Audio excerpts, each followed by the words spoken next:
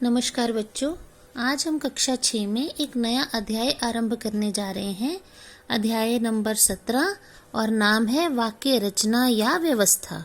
जैसे कि शीर्षक से आपको पता चल रहा है, हम जो वाक्य लिखते हैं, बोलने में लिखने में जिन वाक्यों का प्रयोग करते हैं उनकी रचना कैसे होती है, उसके कुछ नियम होते हैं और या फिर उनको क्रमबद्ध ढंग से व्यवस्थित कैसे किया जाता है, इसके नियम होते हैं।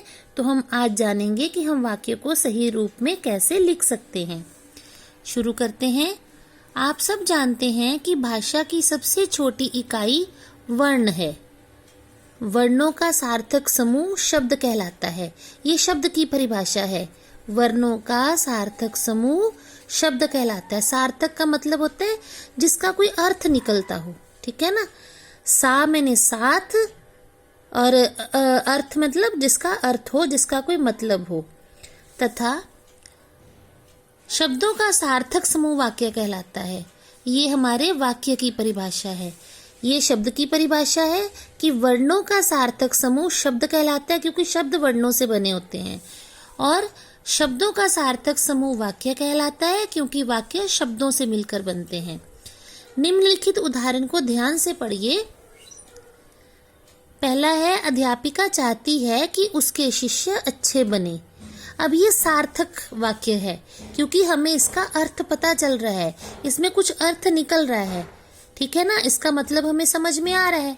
लेकिन ये जो शब्द हैं, अध्यापिका चाहती है कि, ये जो जितने भी पद हैं, जितने भी शब्द हैं, अगर हम उनको इस प्रकार लिखें, शिष्य अध्यापिका है चाहती उसके अच्छे के बने, यही शब्द हैं इस वाक्य में भी, लेकिन ये वाक्य सार्थक नहीं है, क्योंकि इन शब्दों के प्रयोग से इस वाक्य का कोई अर्थ नहीं निकल रहा है। तो जिस वाक्य का अर्थ निकलता है, हमें समझ में आता है, वो सार्थक वाक्य, और जिसका अर्थ नहीं निकलता है वो वाक्य सार्थक नहीं होता। तो हमें शब्दों का प्रयोग इस प्रकार से करना चाहिए कि हमें वाक्य का अर्थ पता चल पाए। दोनों उदाहरण पढ़कर ज्ञात होता है कि क भाग में लिखा वाक्य सार्थक है, इसी कारण उसे वाक्य कहा जा सकता है। लेकिन ख भाग में लिखा उदाहरण मात्र शब्दों का समूह है। शब्दों का समूह तो इसमें भी है, ग्रुप तो है शब्दों का, लेकिन उसका अर्थ नहीं है, वो केवल शब्दों का एक समूह है। इसमें आए सभी शब्द सार्थक हैं। शब्द सार्थक इसलिए है कि हर शब्द का अपना एक अर्थ है, लेकिन वाक्य, इन शब्दों का जो प्रयोग है वो वाक्य में व्याकरण के नियमों के अनुसार नहीं किया गया। अतः हम कह सकते हैं, अब वाक्य की हम परिभाषा पढ़ते हैं, विचारों को पूर्ण रूप से व्यक्त करने वाले शब्द समूह को, विचारों को यानी हमारी किसी बात को पूरी तरह से व्यक्त करने वाला जो शब्द समूह होता है, उसको वाक्य कहते हैं। अब यहाँ ध्यान दें, यहाँ पद की परिभाषा है। वाक्य में प्रयुक्त शब्दों को पद कहा जाता है, तो वो शब्द ही वाक्य में प्रयोग किए गए तो उनका नाम क्या हो गया, शब्दों से पद में बदल गया। परंतु इस स्तर पर पद और शब्द में अंतर नहीं किया जा सकता, क्योंकि दोनों का मतलब एक ही होता है। अब वाक्य के कितने खंड होते हैं, यानी वाक्य के कितने, जैसे कहते हैं ना कि उसको भेद कह सकते हैं, कितने होते हैं। वाक्य के निम्नलिखित दो हिस्से होते हैं, दो खंड होते हैं। क्या? पहला उद्देश्य, दूसरा विधेय। उद्देश्य बोलते हैं क्रिया करने वाला कर्ता, ठीक है। तो वाक्य का कर्ता ही वाक्य का उद्देश्य होता है। वाक्य में उसके विषय में कुछ कहा जाता है, यानी जिसकी हम बात करते हैं, जो क्रिया करता है कर्ता, उसको हम उद्देश्य कहते हैं।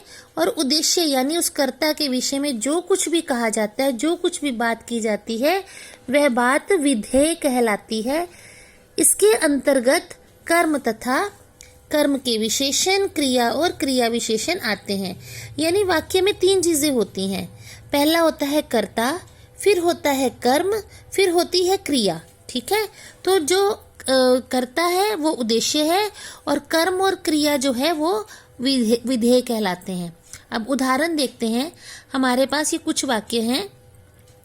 राजेश पुस्तक पढ़ रहा है, मेरी माताजी खाना बना रही हैं, विद्यालय के बच्चे मैदान में खेल रहे हैं, परिश्रमी सोहन क्रिकेट खेल रहा है, एक गरीब बुढ़िया फल बेच रही थी।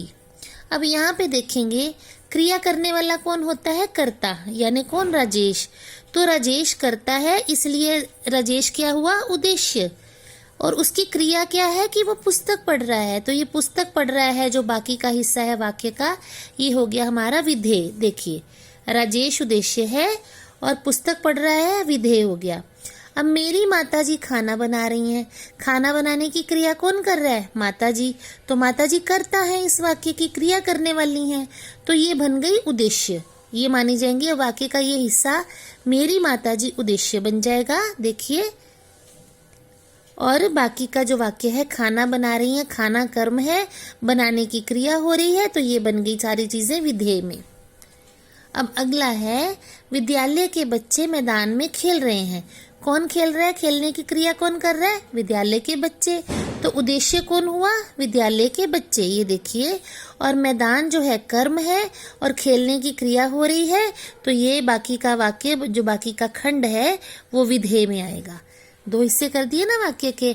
अब ये वाक्य है, परिश्रमी सोहन क्रिकेट खेल रहा है। अब इसमें बात हो रही है परिश्रमी सोहन की, और वही खेलने की क्रिया कर रहा है, तो सोहन वाक्य का कर्ता है। तो परिश्रमी सोहन जो है उद्देश्य है वाक्य का, ठीक है। और क्रिकेट खेल रहा है, ये बाकी का हिस्सा वाक्य का विधेय बन गया। ऐसे ही एक गरीब बुढ़िया फल बेच रही थी। किसकी बात हो रही है? गरीब बुढ़िया की, यानी फल बेचने का काम कौन कर रही है? गरीब बुढ़िया।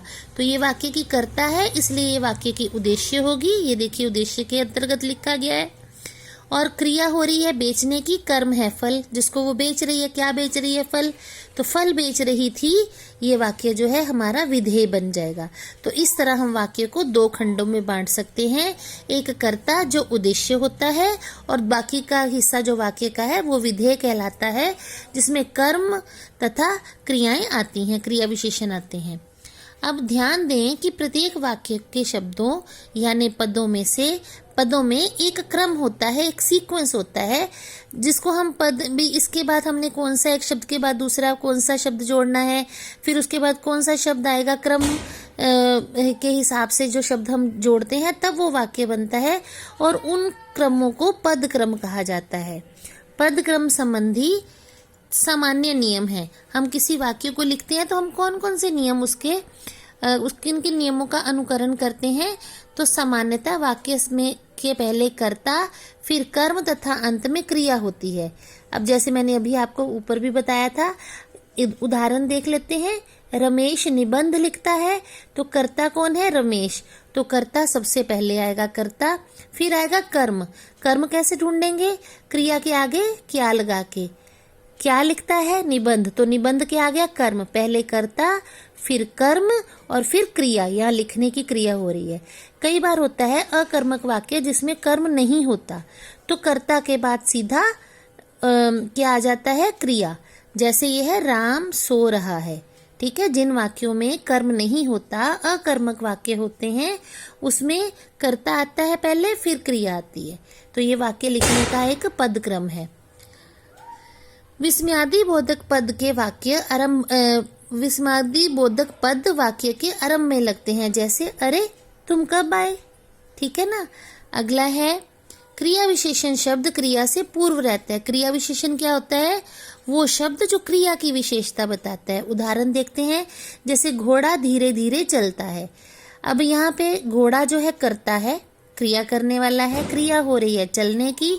अब ये जो धीरे धीरे शब्द है ना, कि उसके चलने का क्या तरीका है, कैसे चल रहा है धीरे धीरे। अगर यहाँ होगा कि घोड़ा तेज तेज चलता है, तो वो भी धीरे धीरे और तेज तेज दोनों ही विशेषण होंगे, क्योंकि चलता है क्रिया का गुण बता रहे हैं, तो ये धीरे धीरे शब्द क्रिया विशेषण है। ठीक है। उसके बाद प्रश्नवाचक सर्वनाम हमेशा क्रिया से पूर्व रहता है। जैसे ये कौन शब्द सर्वनाम है? ये आने की क्रिया हुई, तो क्रिया से पहले सर्वनाम शब्द आएगा। बाहर कौन आया है? ये प्रश्न चिन्ह। ये नियम किस में लागू होता है? प्रश्नवाचक वाक्य में। अगला नियम है, पूर्वकालिक क्रिया मुख्य क्रिया के पहले आती है। जैसे मैं खाना खाकर आता हूँ। अब यहाँ 2 क्रियाएं हैं, खाकर और आता, है ना, आने की क्रिया और खाने की क्रिया। तो ये जो है मुख्य क्रिया जो है वो है आने की।